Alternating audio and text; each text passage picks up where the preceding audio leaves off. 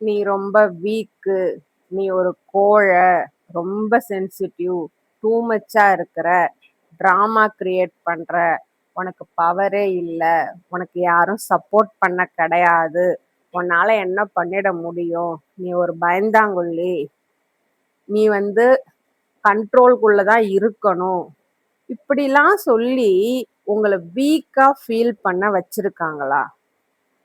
ஆனா இந்த இடத்துல நீங்க தெரிஞ்சுக்க வேண்டிய ஒரு உண்மை, அவங்க என்னென்னலாம் சொல்லி உங்களை வீக்குன்னு உங்களை நினைக்க வச்சாங்களோ அது அத்தனையுமே உங்களுடைய பலம். இது என் வாழ்க்கையில நான் தெரிஞ்சுக்கிட்ட உண்மை. என்னை கண்ட்ரோல் பண்ணணும்னு நினைக்கிறியா, அந்த கண்ட்ரோலை உடைச்சு வெளியில வருவேன். எனக்குள்ள பயம் இருக்குன்னு நினைக்கிறியா, அந்த பயம் இல்லைன்னு நான் ப்ரூவ் பண்ணுவேன். என்னால வாழ்க்கையில முன்னேற முடியாதுன்னு நினைக்கிறியா, முன்னேறி காட்டுறேன். எனக்கு யாரும் சப்போர்ட் பண்ணல அப்படின்னு என்னை ஏளனமா பார்க்கறேன். எனக்கு யாரும் சப்போர்ட் பண்ண தேவையே இல்லை.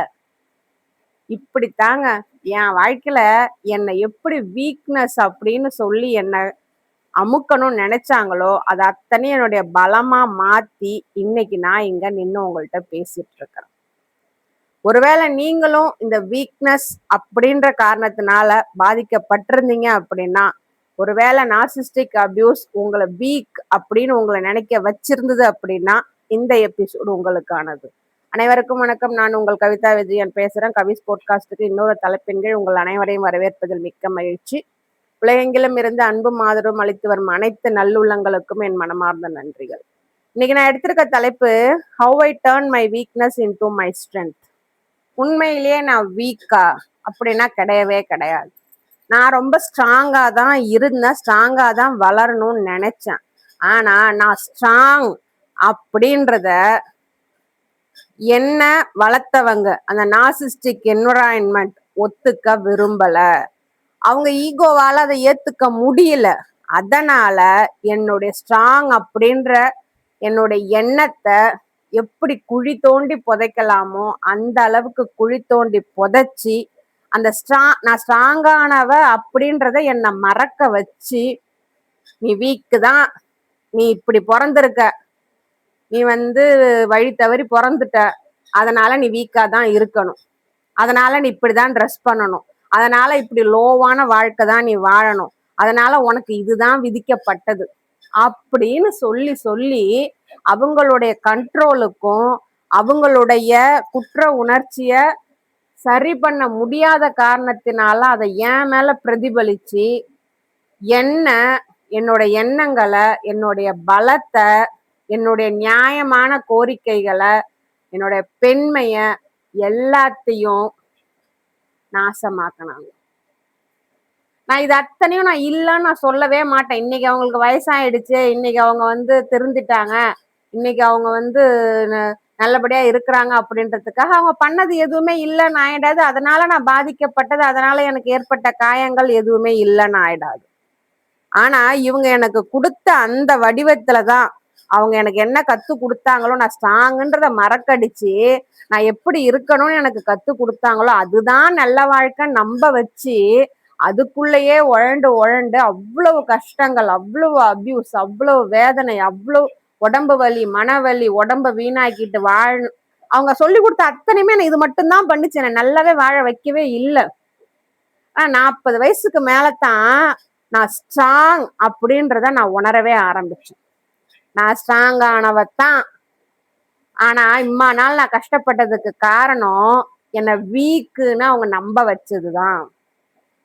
எனக்குள்ள எதெல்லாம் வீக்குன்னு சொன்னாங்களோ அது எல்லாமே என்னுடைய ஸ்ட்ராங் பாயிண்ட் தான். அப்போ என்னுடைய ஸ்ட்ரென்த் வெளியில வரணும் அப்படின்னா அவங்க எனக்கு கொடுத்த அந்த வீக் அப்படின்ற அந்த பேட்டர்ன் அத்தனையுமே நான் உடைச்சேன். ஆனா ஒரு பேட்டர்னையும் நான் உடைக்கும் போது அவங்க கிட்ட இருந்து அவ்வளோ பெரிய எதிர்ப்பு எனக்கு வந்துச்சு. என்னை மிரட்டவும் செஞ்சாங்க. நீ அதை பண்ணக்கூடாது, இதை பண்ணக்கூடாது, நியாயமான வாழ்க்கை வரல, குடும்பத்துக்கு ஏத்த பொண்ணு கிடையாது, நீ ரொம்ப எதிர்பார்க்கற, அப்படி இப்படின்லாம், என்ன ட்ரெஸ் பண்ற, அப்படி இப்படின்லாம்.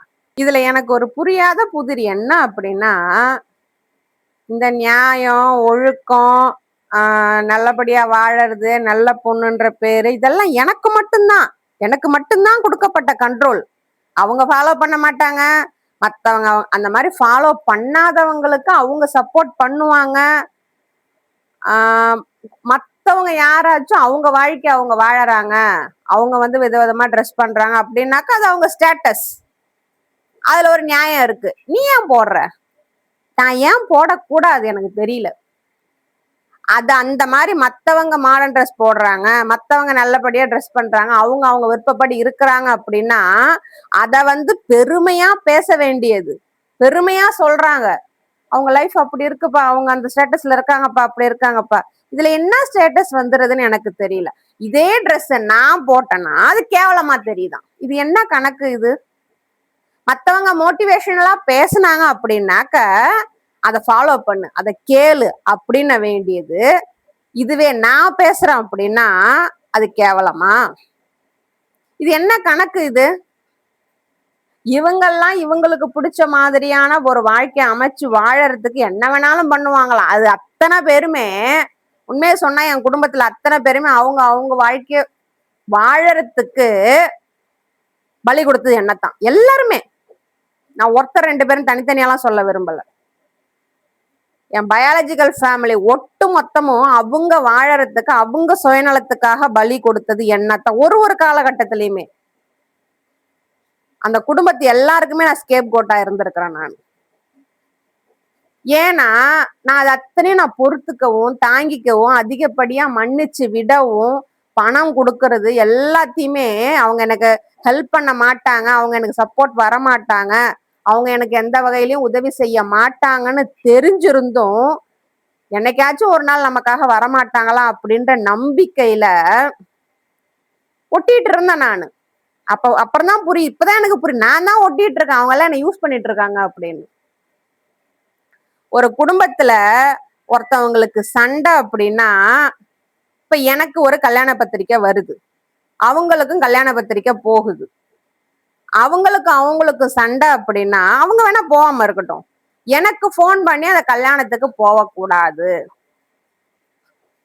சொல்றதுக்கு இவங்க யாருங்க? அதோட விட்டாங்களா? அப்ப அவங்க சொன்ன வார்த்தை மத்த எல்லா பிள்ளைங்களும் நல்லா இருக்குதான், நான் மட்டும்தான் இந்த மாதிரி எரிஞ்சு போய் என் வாழ்க்கை என்ன ஆகும் ஏதாகும் தெரியாம இருக்குன்னா ரொம்ப கவலைப்பட்டேன். எப்ப வருது இது? அந்த போன் பண்ணி நான் அவங்களுக்கு ஃபேவரா நடக்கணும் அப்படின்றதுக்காக என் மேல பரிதாபமா இருக்கிற மாதிரி 4-5 வார்த்தைங்க. தேவையில்லையே, நான் கேட்கவே இல்லையோ, பரிதாபம் எனக்கு தேவையே இல்லையே. முடியலங்க, அதெல்லாம் நினைக்கும் போது என்னை எப்படிலாம் பாழாக்கி இருக்காங்க, என்னை எப்படிலாம் வீக்குன்னு நம்ப வச்சிருக்கிறாங்க அப்படின்னு எனக்கு தோணுது. ஆனா இன்னைக்கு நான் நிக்கிறேன். எப்போ நான் என்னுடைய பலத்தை உணர்ந்து என்னை காப்பாத்த வேற யாரும் வரமாட்டாங்க, நான் ஒருத்தி தான் இருக்கிறேன், எனக்காக செய்யறதுக்கு நான் ஒருத்தி தான் இருக்கிறேன்னு தெரிஞ்சு முடிவெடுத்து எனக்குள்ள இருக்கக்கூடிய பேட்டனை ஒண்ணு உடைக்க நான் மாறிட்டேன்றது அவங்களுக்கு தெரிய வர எனக்கு அப்போஸ்க்கு மட்டும் வந்து நின்னாங்க. நீ இப்பெல்லாம் பண்ணக்கூடாது, இதெல்லாம் சரியில்லை, உன்னை இப்படியா வளர்த்தாமா, நீ வளர்த்தீங்க, பாழா போன மாதிரிதான் வளர்த்தீங்க.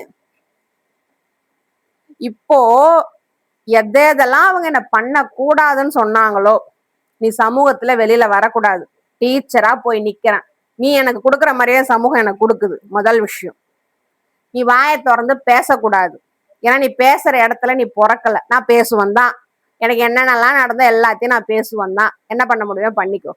ரெண்டாவது வந்தேன், இந்த மாதிரி உடை உடுத்த கூடாது, அது நம்ம குடும்பத்துக்கு ஆகாது, யாரும் இந்த குடும்பத்துல இந்த மாதிரி இல்லை, நான் போடுவேன் தான், எனக்கு பிடிச்சத நான் போடுவேன் தான். அதை கேள்வி கேட்க நீ யாரு? அந்த கேள்வியை எனக்கு கேட்க வேண்டிய அவசியம் என்ன இருக்குது? என் கம்ஃபர்ட்டுக்கு நான் ட்ரெஸ் பண்ணுவேன், நான் உன் பேச்செல்லாம் கேட்க மாட்டேன். இதே மாதிரி என் வாழ்க்கையோட ஒரு கட்டத்திலையும் ஒரு பயத்தையும் நான் உடைச்சு இன்னைக்கு இங்க வந்து நிக்கிறேன். இப்ப நான் என்ன பண்ணிட்டு இருக்கிறேனோ, இந்த போட்காஸ்ட்ல நான் பேசிக்கிட்டு இருக்கிறது அவங்க கேட்டாங்கன்னா அங்க என்ன ரியாக்ஷன் ஆகும் அப்படின்றது எனக்கு தெரியும். என்ன அவ்வளவு திட்டுவாங்க, என்ன ஒண்ணு திட்டுறது பூசு கிடையாது, அசிங்கமா திட்டுறது, கேவலமா திட்டுறது, ஆனா ஒரு நாளும் ஒரு நிமிஷமும் அவங்க பண்ண தப்ப உணரவே மாட்டாங்க. அப்படிப்பட்ட ஜென்மங்களும் அவங்க கிடையாதுன்னு எனக்கு தெரியும். அதான் நார்சிசிஸ்ட்லாம் திருத்தவே முடியாது. என்னைய கூட நீ இதெல்லாம் பேசாத அப்படின்னு சொல்லி மிரட்டுறதுக்கு போன் கால். அதுவும் டைரக்டான மிரட்டல் இல்ல, பாவம் பார்க்க சொல்லி. எனக்கு யாரும் பாவம் பார்க்கலையே, நான் அவ்வளோ கஷ்டப்பட்டனே, என்னை அவ்வளோ அடிச்சு நொறுக்கினாங்களே, எனக்கு கொஞ்சம் கூட இறக்கம் காட்டவே இல்லையே. கிளாஸ்ல ஆம்பளை பசங்கிட்ட பேசணும் அப்படின்றதுக்காக ஒரு சட்டத்தை எடுத்து ஒரு 17 வயசு பொண்ணுன்னு பார்க்காம அதை பார்த்துட்டு போய் என் தம்பி வீட்டுல சொன்னதும் எங்க இருந்தோ ஒரு வண்டி எடுத்துட்டு வந்து வீட்டு உள்ள நுழையறதுக்கு முன்னாடி அந்த சட்டத்தால என்னை அடிச்சு நொறுக்கி அப்படி அப்படி துணி கிழிஞ்சு அடிக்க தெரிஞ்ச இவங்களுக்கு படிக்க போன இடத்துல ஒரு பொண்ணு கல்யாணம் பண்ணி ஓடி போச்சு. இப்ப என்ன பண்ணணும்? விட்டுருக்கணும் இல்லையா? என்ன இந்த அளவுக்கு வளர்த்த நீ கிளாஸ்ல ஆம்பளை பையன்கிட்ட பேசனதுக்காக இவ்வளவு பண்ண நீ விட்டுருக்கணும் இல்லையா? விடலையே. 3 மாசம் சேசிங்க போய் கூட்டுட்டு வந்து ரிசப்ஷன் வைக்கிறது என்ன, அது வைக்கிறது என்ன, இது வைக்கிறது என்ன, எல்லாம் பண்ணி ஒண்ணுமே நடக்காத மாதிரி இருந்திய. ஒண்ணுக்கு 2 பிள்ளைங்களுக்குமே. அப்போ ஒரு பொண்ணு ஒரு பிள்ளைங்க லவ் பண்ணி ஓடி போகுதுன்னா இதைத்தான் நீ பண்ண போற அப்படின்னா என்ன ஏன் 20 வருஷமா இவ்வளவு பாடுபடுத்தின? ஒழுக்கம் கட்டுப்பாடு அப்படின்ற பேர்ல ஏன் என்ன இவ்வளவு வீக்கா ஆக்கணும்? எனக்கு இன்னைய வரைக்கும் அதுக்கான கேள்விக்கான பதில் எனக்கு கிடைக்கவே இல்லை. ஆனா எனக்கு இதெல்லாம் ஏன் பண்ணாங்கன்னு எனக்கு தெரிய வந்த அப்போ சீப்போன்னு தூக்கி போட்டேன். நான் என்னதான் பண்ணாலும் அவங்களுக்கு பத்த போறது கிடையாது. நான் பிறந்த பிறப்பு அவங்க என்ன காயப்படுத்ததான். அவங்க அவங்களுடைய மனசுல இருக்கக்கூடிய குற்ற உணர்ச்சியை பாக்குறதுக்கு வக்கல், இயலாமை, கையாலாகத்தனம், கோழத்தனம் எல்லாம் சேர்ந்து என் மேல 20-25 வருஷமா திரும்பி அந்த 25 வருஷமும் நான் நரக வாழ்க்கை வாழ்ந்தேன். நான் இது வரைக்கும் யோசிச்சு பாக்குறேன், அந்த குடும்பத்திலே எனக்கு ஒரு அன்பான ஏதாவது ஒண்ணு நடந்திருக்கா அப்படின்னு. இல்லையே. கடைசி கல்யாணம் வரைக்கும் என்னை அறுத்து விட்டுட்டு தான் போனாங்க. நான் இப்பெல்லாம் அவங்கள்ட்ட திரும்பவும் போய் அவங்கள்ட்ட எனக்கு உதவி செய்யுங்க, நான் கஷ்டப்படுறேன்னு போய் செருப்பால் அடிக்க வந்தாங்க. அந்த ஓடி போன பிள்ளைங்களோட கல்யாணத்துக்கு நான் வரலன்னு, நான் இங்க போக முடியாம இங்க சண்டை நடக்குது, என்னை அடிச்சு தொடுத்துறாங்க, நான் பிள்ளைய தூக்கிட்டு போறேன், வீட்டு உள்ள நுழையிறேன், செருப்பால் அடிக்க வராங்க. எதுக்கு? அந்த ஓடி போன பிள்ளை கல்யாணத்துக்கு நான் வரலையாம், அதுக்காக என்னை செருப்பால் அடிக்க வந்தாங்க. அனுபவிச்சேன், எல்லாத்தையும் அனுபவிச்சேன். அதுதான் நான் கடைசியா அந்த வீட்டுக்கு நான் போனது, கடைசியா அந்த மூஞ்ச பார்த்தது அதுதான். அதுக்கப்புறம் தான் வந்து நான் தற்கொலை முயற்சி பண்ணேன். அதுக்கப்புறம் தான் வாழ்க்கை இப்படியே போச்சு. ஏன்னா வேற சப்போர்ட்டை வேற எங்கேயும் போய் நிக்க முடியாது என்னால. கடைசியா ஒரு சந்தர்ப்பம்னு ஒரு உதவின்னு போய் நின்னாங்க. என்னால இந்த வீட்டுல வாழ முடியல, நீங்க பண்ண பிரச்சனையால எனக்கு இங்க இவ்வளவு ஆச்சு, எனக்கு ஏதாச்சும் ஒரு உதவி பண்ணுங்கன்னு பிள்ளைய தூக்கிட்டு போய் நின்னா செருப்பு எடுத்துட்டு வந்தாங்க அடிக்கிறதுக்கு. அப்படியே திரும்பிட்டேன், ஆசைப்படி அப்படியே நான் திரும்பிட்டேன். நான் திரும்பிட்டு திரும்ப இந்த வீட்டுக்கு வந்தா இங்கேயும் முடியல, இங்கேயும் பிரச்சனை அதிகமாயிடுச்சு, என்னால சமாளிக்க முடியல. அது தாண்டி வாழ்க்கை இருக்கு.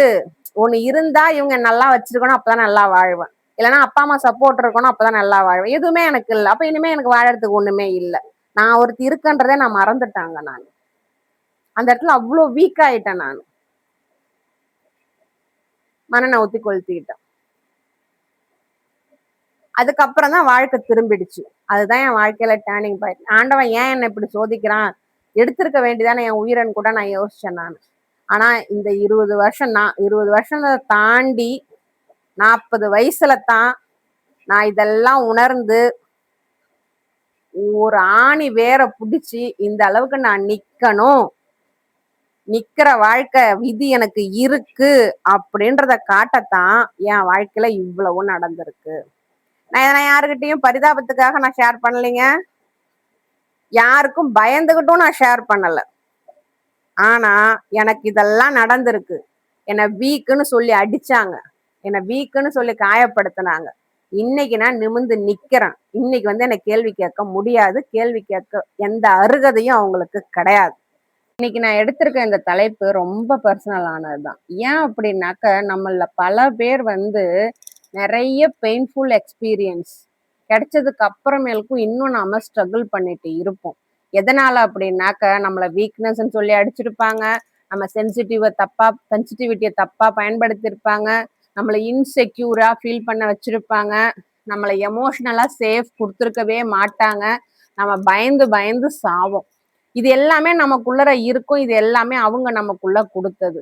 அதுவும் நார்சிஸ்டிக் அபியூஸ்ல இருந்திருந்தோம் அப்படின்னாக்க அடிக்கடி நமக்கு என்ன சொல்லியிருப்பாங்க, நீ ரொம்ப சென்சிட்டிவா இருக்கிற, நீ டூ மச்சு, நீ வீக்கு, நீ ஓவர் திங்க் பண்ற, இப்படி நடக்கவே இல்லை, நீ இப்படித்தான் இருக்கணும், நீ கண்ட்ரோல்ல தான் இருக்கணும், நீயா முடிவு எடுத்தினாக்கா அது நல்லா இருக்காது அப்படின்னு சொல்லி சொல்லி நம்மள நாம வீக் அப்படின்னு நம்ப வச்சிருவாங்க, நாமளும் அதை நம்ப ஆரம்பிச்சிருவோம். அதனால தான் நான் இங்க சொல்ல வர்றது, உண்மையிலேயே இந்த வீக்னஸ் அப்படின்றது உங்க ப்ராப்ளம் கிடையாது, அது உங்க ஸ்ட்ரென்த்தா இருந்தா நீங்க என்ன பண்ணுவீங்க அப்படின்றதான் இங்க நான் சொல்ல வந்திருக்கிறேன். ஸோ உங்களுக்கு ஹீலிங் வேணும், அண்டர்ஸ்டாண்டிங் வேணும், இந்த டைரக்ஷன் வேணும் அப்படின்னு ஆசைப்பட்டீங்க அப்படின்னாக்க என்னோட பயோவை செக் பண்ணீங்கன்னா அதில் வாட்ஸ்அப் நம்பர் இருக்கும், அதுக்கு இன்ட்ரெஸ்டட் அப்படின்னு மெசேஜ் பண்ணீங்க அப்படின்னாக்க என்னுடைய வாட்ஸ்அப் கம்யூனிட்டி சம்பந்தமான தகவல்களை உங்களுக்கு நான் அனுப்புவேன், நீங்க விருப்பப்பட்டா ஜாயின் பண்ணிக்கலாம்.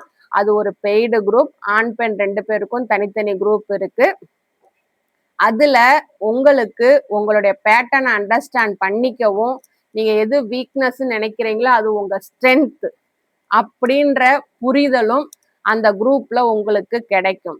அந்த ஸ்ட்ரென்த்தை நீங்க எப்படி பயன்படுத்தி உங்களை நீங்க சரி பண்ணிக்க முடியும், உங்களுடைய உண்மையான பலத்தை நீங்க எப்படி கண்டுபிடிக்க முடியும் அப்படின்ற ஒர்க் ஷாப்பும் செஷனும் உங்களுக்கு அங்க கிடைக்கும். ஓகேங்களா? மேலும் உங்களுக்குள்ள என்னென்ன பேட்டர்ன்ஸ் இருக்குது அப்படின்னு தெரிஞ்சுக்க விருப்பப்பட்டீங்க அப்படின்னா என்னுடைய பிளேலிஸ்ட்ல பேட்டர்ன் பிரேக்கிங் சீரியஸ் அப்படின்னு ஒரு சீரியஸ் இருக்குது, அதை செக் பண்ணுங்க. சோஃபார் இது வரைக்கும் 23 பேட்டர்ன்ஸ் அதில் அப்லோட் பண்ணியிருக்கிறேன். அதில் அந்த பேட்டர்ன் நமக்குள்ள எப்படி வருது, நம்ம எப்படி பாதிக்கப்படுறோம், அதுலேருந்து எப்படி ஹீல் ஆகலாம் அப்படின்ற தகவல்கள் உங்களுக்கு அந்த வீடியோவில் கிடைக்கும். ஓகேங்களா? ஸோ இன்னைக்கு இதுல நான் பார்ட் 1 சொல்ல போறது, நாம ஏன் நம்ம சென்சிட்டிவிட்டிய வீக்னஸ் நினைக்கிறோம். ஏன் அப்படின்னா நம்ம அதை தப்பா புரிஞ்சிருக்கோம். நம்மளோட சென்சிட்டிவிட்டி அப்படின்றது நம்ம வீக் அப்படின்றதுனால கிடையவே கிடையாது. நாம ரொம்ப டீப்பா ஃபீல் பண்றவங்க, டீப்பா கேர் எடுக்கிறவங்க, உண்மையா லவ் பண்றவங்க, டைம் கொடுக்கறவங்க, சாக்ரிஃபைஸ் பண்றவங்க, சின்ன சின்ன விஷயத்த கூட நோட் பண்றவங்க, மற்றவங்க எமோஷன்ஸுக்கு பொறுப்பு எடுத்துக்கிறவங்க, இது அத்தனையுமே நம்ம கிட்ட இருக்கிறதுனால மற்றவங்க நம்மளை யூஸ் பண்ணிக்கிறாங்க, அதனால நம்ம காயப்படுறோம், அதனால நம்ம வீக்குன்னு நம்மள நினைச்சுக்கிறோம். ஆனா இந்த இடத்துல அந்த வீக்னஸ நீங்க ஸ்ட்ரென்த்தா பார்க்க ஆரம்பிக்கணும். ஏன் அப்படின்னாக்க எமோஷன்ஸ் அப்படின்றது எல்லாருக்கும் பொதுவானதுதான். அந்த எமோஷன்ஸ் சில நேரம் காயப்படத்தான் செய்யும். அந்த நேரத்துல நீங்க என்ன நினைச்சுப்பீங்க அப்படின்னா, நான் ஸ்ட்ராங்கா இருந்திருந்தேன் அப்படின்னாக்க இவ்வளோ நான் காயப்பட்டிருக்க மாட்டேன், நான் டஃப்பா இருந்திருந்தேன் அப்படின்னாக்க மக்கள் என்ன பாதிக்கப்பட்டிருக்க மாட்டாங்க. அதனால நம்ம என்ன பண்ணுவோம் அப்படின்னாக்க நம்மளை நாம சுருக்கிக்க ட்ரை பண்ணுவோம். அப்ப நம்ம ஸ்ட்ராங் இல்லை அப்படின்னு நினைச்சுக்கிட்டு நம்மளை நாம இந்த இடத்துல சுருக்கிக்க ட்ரை பண்ணுவோம், குவைட் ஆயிடுவோம், எமோஷனல் இல்லைன்னு ஆயிடுவோம் நாம. அதனால நம்ம இன்னும் டீப்பா ஹர்ட் ஆகும். ஸோ நமக்குள்ள இருக்கக்கூடிய இந்த சென்சிட்டிவிட்டி அப்படின்றது அவங்க யூஸ் பண்ணிக்கிறாங்க, அதனால நம்ம காயப்படுறோம் அப்படின்றதுக்காக நாம அதை வீக்னஸ் அப்படின்னு நாம தெரிஞ்சுக்கிறோம். உண்மையா யோசிச்சு பாருங்க, இதெல்லாம் ரொம்ப ரேர் குவாலிட்டிஸ், எல்லார்ட்டையுமே இருக்காது. உங்ககிட்ட இருக்கு அப்படின்னா அது உங்க ஸ்ட்ரென்த் அப்படின்றத முதல்ல புரிஞ்சுக்கோங்க. அடுத்து நீங்க வீக்னஸ்ன்னு உங்களை சொல்லி காயப்படுத்துற விஷயங்களை நீங்க வீக்னஸா பாக்குறத நிறுத்திட்டு அதை பலமா பார்க்க ஆரம்பிச்சீங்கன்னா அங்கதான் ஒரு ஷிஃப்ட் உங்களுக்கு கிடைக்கும். என் வாழ்க்கையில நான் சில விஷயங்களை உணர்ந்தேன். எதெல்லாம் என்ன வீக்னஸ் அப்படின்னு அவங்க சொன்னாங்களோ அது எல்லாமே அங்க சர்வைவல் ரெஸ்பான்ஸ். அந்த இடத்துல நான் சர்வைவல் பண்றதுக்காக நான் எடுத்துக்கிட்ட ரெஸ்பான்ஸ் தான் அந்த வீக்னஸ். அதிகமா ஓவர் திங்க் பண்றது எப்படி வந்துச்சு, நான் எமோஷனலா சேஃப் இல்லை, அதனால நான் இதை பேசலாமா வேணாமா என்ன நடக்கும் அப்படின்னு நான் ஓவர் திங்க் பண்ணிட்டு இருந்திருக்கேன். பீப்புள் பிளீசிங் பண்ணிட்டு இருந்தேன் நான். எதனால? என்ன அவங்க ரிஜெக்ட் பண்ணிடுவாங்களோ, விட்டுட்டு போயிடுவாங்களோ, என்ன வேணான்னு சொல்லிடுவாங்களோ, எனக்கானது எதுவும் பண்ண மாட்டாங்களோ அப்படின்னு சென்சிட்டிவிட்டியா இருந்தேன். எதனால?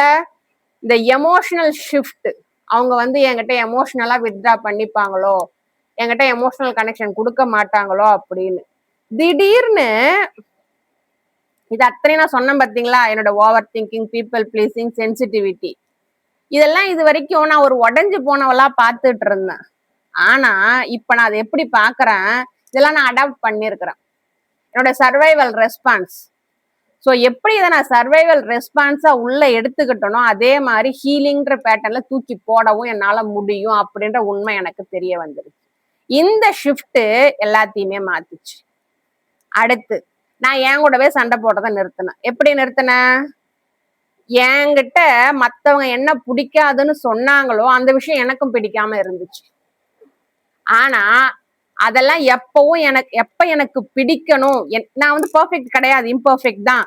என்கிட்ட இருக்கக்கூடிய இம்பர்ஃபெக்டை எப்ப நான் அக்செப்ட் பண்ண ஆரம்பிச்சனோ அந்த அவங்க எனக்கிட்ட கொடுத்த அந்த வீக்னஸ் எல்லாமே எனக்கு ஸ்ட்ரென்த்தா மாறிடுச்சு. நான் என்ன எப்படி இருக்கணும்னு அவங்க நினைச்சாங்க? எமோஷனல் ஆகக்கூடாது, எதுக்கும் அஃபெக்ட் ஆகக்கூடாது, எதுக்கும் சென்சிட்டிவா ஃபீல் பண்ணக்கூடாது அப்படின்னு தானே. இதெல்லாம் என் கூட நேச்சுரலா உருவாவது தானே. இது கூட நான் ஏன் சண்டை போடணும்? அவங்க இதெல்லாம் நான் பண்ணக்கூடாது அப்படின்னு சொன்னாங்க அப்படின்றதுக்காக என்னுடைய ஒரிஜினல் ஃபீலிங் கூட நான் ஏன் சண்டை போடணும்? ஒருவேளை இந்த சண்டை போடுறத நான் நிறுத்திட்டா என்ன ஆகும்? நிறுத்தினேன். என்னை வந்து அவங்க எப்படி இருக்கணும்னு எதிர்பார்த்தாங்களோ அதன்படி நான் இருக்கிறதுக்காக என்னுடைய ஒரிஜினல் ஃபீலிங் கூட நான் சண்டை போட்டேன் பார்த்தீங்களா, நிறுத்தினேன். அந்த சண்டையை அத்தனையுமே நிறுத்தினேன். அப்பதான் என்ன ஆச்சு, நான் யாருன்றது எனக்கு புரிஞ்சுது. அந்த ஷேம் இருக்கு பார்த்தீங்களா, அவங்க எனக்கு கொடுத்த அந்த ஷேம் இருக்கு பார்த்தீங்களா, நீ இப்படி இல்ல, இது அவமானமா இருக்கு, இது அசிங்கம் அப்படின்னு சொல்லி எனக்கு அவங்க கொடுத்த அந்த ஷேம் இருக்கு பார்த்தீங்களா, அதை நான் எனக்கு கனிவா மாத்தணும். ஏன்னா அந்த ஷேம் என்னுடையது கிடையாது. அந்த ஷேமுக்கான முக்கியமான காரணம் அவங்க தான். அதுல ஏன் தப்பு எதுவுமே கிடையாது. அதனால ஏன் கூட நான் ஃபைட் பண்றத நிறுத்தணும். இதுல அவங்க வந்து நான் இப்படித்தான் இருக்கணும் அப்படின்னு அவங்களுக்குள்ள ஒரு கற்பனையை உருவாக்கிட்டு அதன்படி என்னை இருக்க வைக்க ட்ரை பண்ணாங்க, கண்ட்ரோல் பண்ண பார்த்தாங்க. என்னாலே முடிஞ்ச மட்டும் நான் இருந்தேன், அந்த கண்ட்ரோலுக்குள்ள நான் இருந்தேன். பட் ஆனா அதுல எனக்கு ஏதாவது நன்மை கிடைச்சதா இல்லைன்னா இல்லை, நான் அதுல அதிகமா காயப்படத்தான் செஞ்சேன். ஸோ இது நான் இப்படி இருந்தேன் அப்படின்னா நான் காயதான் படுவேன் அப்படின்னு தெரிஞ்சு அதுல இருந்து நான் வெளியில வர முயற்சி பண்ணும்போது அவங்க என்ன கில்ட் ட்ரிப் பண்ணாங்க, ஷேம் பண்ணாங்க, என்னை வந்து திட்டினாங்க, என்னை நெகட்டிவா ப்ரொஜெக்ட் பண்ணாங்க. தப்பே கிடையாது, ஏன்னா அது எதுவுமே என்னது கிடையாது, எல்லாமே அவங்களுடைய விருப்பம் தான். அவங்க எப்படி நான் இருக்கணும்னு நினைக்கிறாங்களோ அதை மாதிரி நான் இருக்க வேண்டிய அவசியமே எனக்கு கிடையாது. நான் நானா இருந்தா போதும். அப்படி நான் நானா இருக்கணும்னா நான் எனக்குள்ள என்னென்னலாம் ஷேம்னு நினைச்சனோ அதை அத்தனை நான் அக்செப்ட் பண்ணணும். அவங்க என்ன வேணாலும் சொல்லிட்டு போட்டோம், நான் இப்படித்தான், இது எனக்கானதுதான், நான் இம்பர்ஃபெக்ட் தான், நான் அதை அக்செப்ட் பண்றேன். நான் அக்செப்ட் பண்ண ஆரம்பிச்சதுக்கு அப்புறமேலுக்கு நான் என் கூட சண்டை போடுறத நிறுத்திட்டேன். அடுத்து நம்மளுடைய சென்சிட்டிவிட்டி இருக்கு பார்த்தீங்களா, அதை அவேர்னஸா மாத்தலாம். நம்ம இந்த சென்சிட்டிவிட்டி, அதாவது எதுக்கு எடுத்தாலும் உடஞ்சு போறது, அழுவுறது, புலம்புறது, இன்னொருத்தவங்கள்ட்ட போய் கெஞ்சுறது, அவங்கள இழந்துடக்கூடாதுன்னு நினைக்கிறது, அன்புக்காக ஏங்குறது, அந்த அன்பு வேணுன்றதுக்காக அவங்க கொடுக்குற அபியூஸை வந்து தாங்கிக்கிறது, இது அபியூஸ்ன்னு தெரிஞ்சும் அவங்கள விட்டுட்டு போகக்கூடாதுன்னு அந்த அபியூஸை நாம ஏத்துக்கிட்டே இருக்கிறது, ரெட் பிளாக்ஸை இக்னோர் பண்றது, இது மாதிரியான சென்சிட்டிவான விஷயங்கள் இருக்கு பார்த்தீங்களா, இந்த சென்சிட்டிவிட்டி இருக்கு பார்த்தீங்களா, அதை அவேர்னஸா மாத்துங்க. நான் மாத்தினேன். எப்படி அப்படின்னாக்க, நான் என்ன இதுல உணர்ந்தேன் அப்படின்னாக்க, இந்த சென்சிட்டிவிட்டி எனக்கு என்ன கொடுக்குது? எமோஷனல் இன்டெலிஜென்ஸ், ரொம்ப எம்பத்தி, மற்றவங்க மேல கருணை, இன்ட்யூஷன், இவங்க இப்படிதான் பண்ணுவாங்கன்ற இன்ட்யூஷன், அவேர்னஸ், இது எல்லாமே எனக்கு கொடுக்குது. நான் அதை ஏன் நம்ப மாட்டேன்றேன்? நம்பாம இருந்ததுனால தான் இந்த சென்சிட்டிவிட்டி எனக்கு வீக்கா இருந்துச்சு. பட் இந்த சென்சிட்டிவிட்டியை நான் நம்ப ஆரம்பிச்சதுக்கு அப்புறமேலுக்கு அது எனக்கு அவேர்னஸா மாறிடுச்சு. நான் ஒரு இடத்துல நான் இருந்தேன் அப்படின்னாக்கா அந்த இடத்துல எமோஷனலா சேஃபா நான் இருக்கேனா இல்லையான்னு என்னால உணர முடியும். என்னால எமோஷன்ஸை டீப்பா புரிஞ்சுக்க முடியும். உண்மையான மக்கள் கூட என்னால கனெக்ட் ஆக முடியும். அப்ப இதெல்லாம் என்னால முடியும் அப்படின்னா நான் ஏன் என்ன ஹர்ட் பண்றவங்க கூட இருக்கணும்? அந்த சென்சிட்டிவிட்டி வீக்குன்னு நினைச்சு நான் ஏன் அவங்க கூட இருக்கணும்? அப்ப அந்த சென்சிட்டிவிட்டியை நான் அக்செப்ட் பண்ணும்போது தான் என்னால என்னென்ன முடியும் அப்படின்றது எனக்கு தெரிய வந்துச்சு. நான் எதெல்லாம் எனக்குள்ள நான் வெறுத்துக்கிட்டு இருந்தனோ அதெல்லாம் என்னோட கிரேட்டஸ்ட் ஸ்ட்ரென்த்தா மாறுச்சு. ஒருத்தவங்களை நான் விரும்புறேன் தான், ஆனா அந்த அன்புக்கு அவங்க தகுதியானவங்களா யோசிச்சு நான் முடிவெடுக்க வேண்டிய தருணம். இது ரெட் பிளாக்னு தெரியுதா? எதுவா இருந்தாலும் தூக்கி போட்டு வர தயங்க கூடாது. அவங்க நம்மளை யூஸ் பண்றாங்கன்னு தெரியுதா? பவுண்டரிஸ் போடுங்க. ஸோ இந்த மாதிரி என்னுடைய சென்சிட்டிவிட்டியை நான் ஸ்ட்ரென்த்தா மாத்தினேன். ஓவர் திங்கிங் இருக்கு பாத்தீங்களா? ஓவர் திங்கிங் தப்பு கிடையாது, அது உங்களை பாதிக்காத வர. என்னுடைய மைண்ட் வந்து எப்ப பாரு ஓடிக்கிட்டே இருக்கும், அது நிறுத்தவே முடியல என்னால. கான்வர்சேஷனை ரிப்ளை பண்ணிட்டே இருக்கும், மிஸ்டேக்ஸை வந்து அனலைஸ் பண்ணிட்டே இருக்கும், ப்ராப்ளம்ஸை கிரியேட் பண்ணிட்டே இருக்கும். இதெல்லாம் எதனால வருது?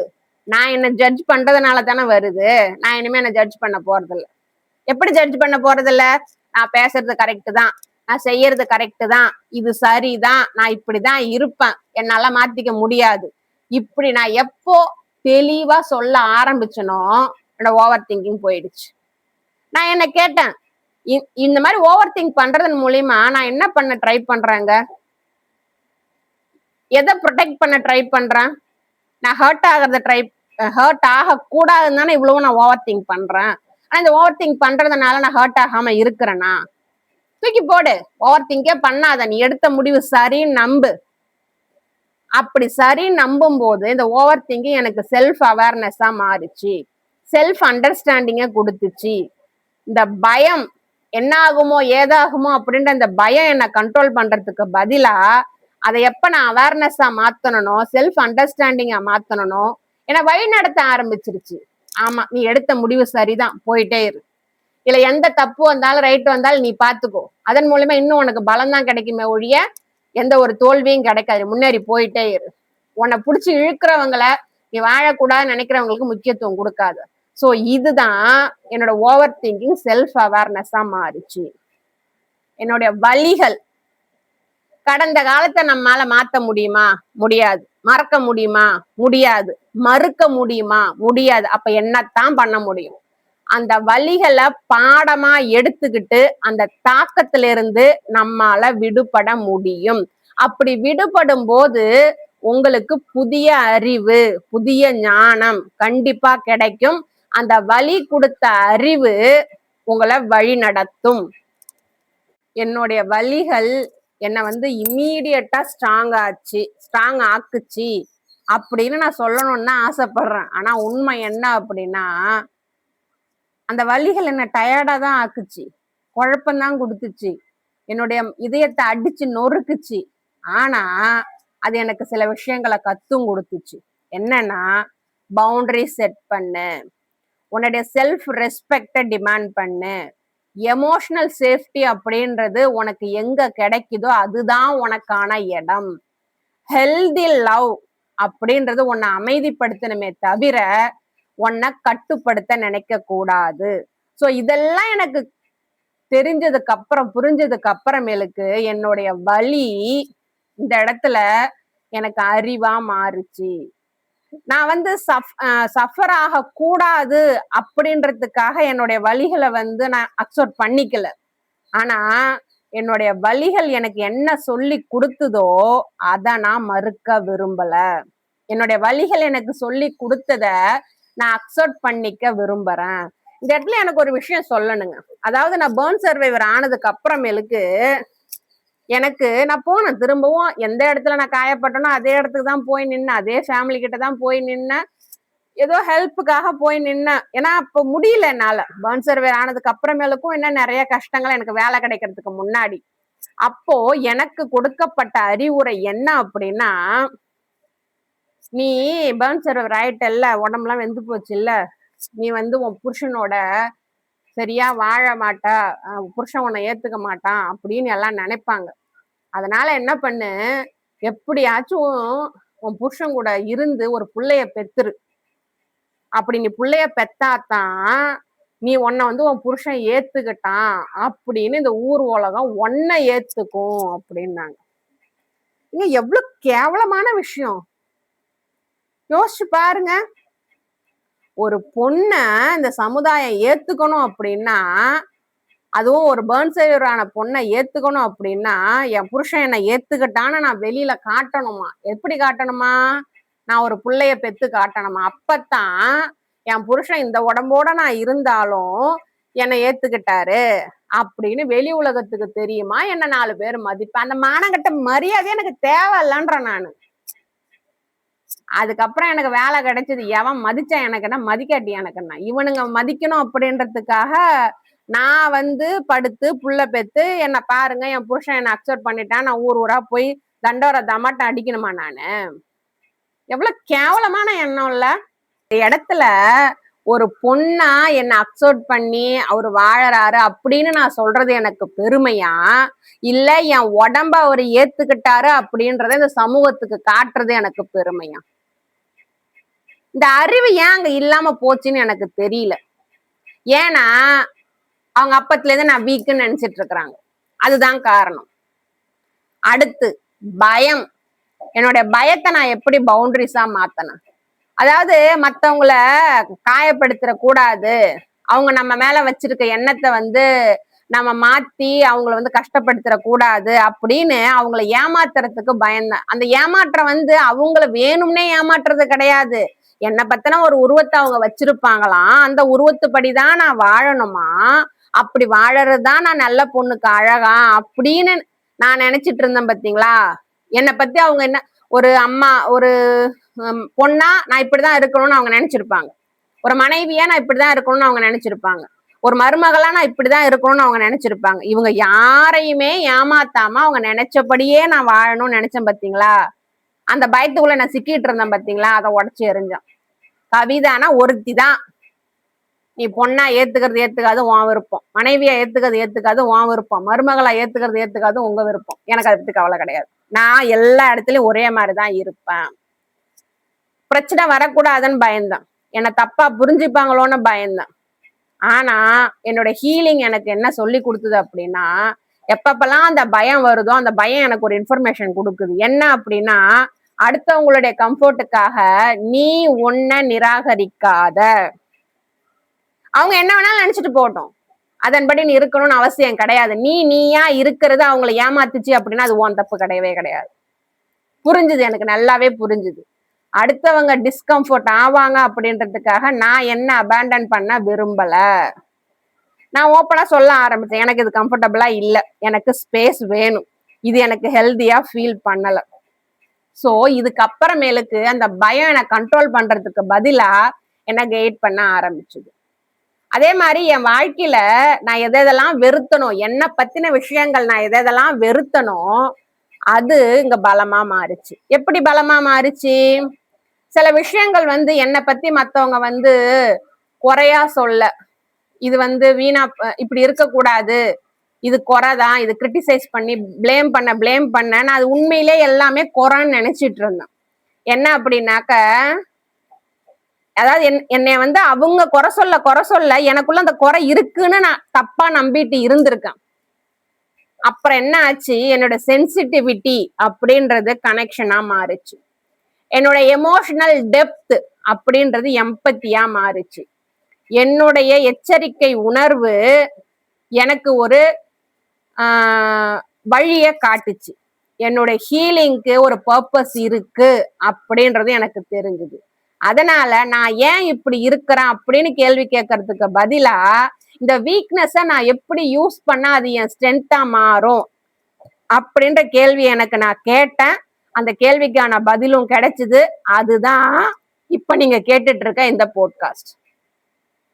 கடைசியா நான் தெரிஞ்சுக்கிட்டது, என்னோட வீக்னஸ் அப்படின்றது அன்ஹீல்டு ஸ்ட்ரென்த், நான் கவனிக்காத ஸ்ட்ரென்த், நான் பார்க்காத என்னுடைய பலம், அடிபட்டு இருக்கிற என்னுடைய பலம் அப்படின்றத நான் புரிஞ்சுக்கிட்டேன். அதாவது எதெல்லாம் என்ன வீக்னஸ்ன்னு நான் நினைச்சனோ, என்னை எதெல்லாம் வீக்னஸ் நான் நினைச்சிட்டு இருந்தனோ, உண்மையில அது எதுவும் வீக்னஸ் கிடையாது. என்ன அப்படின்னா என்னுடைய சாஃப்ட்னஸ் அது கம்பேஷன், என்னுடைய பயம் அது ப்ரொடெக்ஷன், என்னுடைய எமோஷன்ஸ் அது டெப்த், என்னுடைய சென்சிட்டிவிட்டி ஒரு அவேர்னஸ். ஸோ இதெல்லாம் வந்து நான் ஏத்துக்க ஆரம்பிச்சதுக்கு அப்புறமேலுக்கு எனக்கு ஹீலிங் வந்து ரொம்ப ஈஸி ஆயிடுச்சு. நான் எந்த பாதையில போகணும்னு எனக்கு தெரிஞ்சிருச்சு. வாழ்க்கையில சேஃப்டி எதுன்னு நான் புரிஞ்சுக்கிட்டேன். ஏன்னா நான் ஹீல் ஆகும்போது எது என்ன ஹர்ட் பண்ணுச்சோ அதுதான் நான் வளர்றதுக்கும் எனக்கு உதவி செஞ்சது. புரியுதுங்களா? இந்த எபிசோட க்ளோஸ் பண்றதுக்கு முன்னாடி உங்கள்கிட்ட நான் கேட்டுக்கிறது, இந்த வீடியோ உங்க வாழ்க்கையில ஏதேனும் ஒரு பக்கத்தை தொட்டிருந்தது அப்படின்னாக்க உங்களுடைய லைக்கும் ஹைப்பும் எனக்கு கொடுங்க. அது இந்த வீடியோ பல பேரை போய் ரீச் ஆகிறதுக்கு உதவி செய்யும். மேலும் healing from narcissistic abuse content தெரிஞ்சுக்கணும்னு விருப்பப்பட்டீங்கன்னா என்னோட சேனலை சப்ஸ்கிரைப் பண்ணுங்க. இது யாருக்கு உதவிகரமா இருக்கும்னு நினைக்கிறீங்களோ அவங்களுக்கு ஷேர் பண்ணுங்க.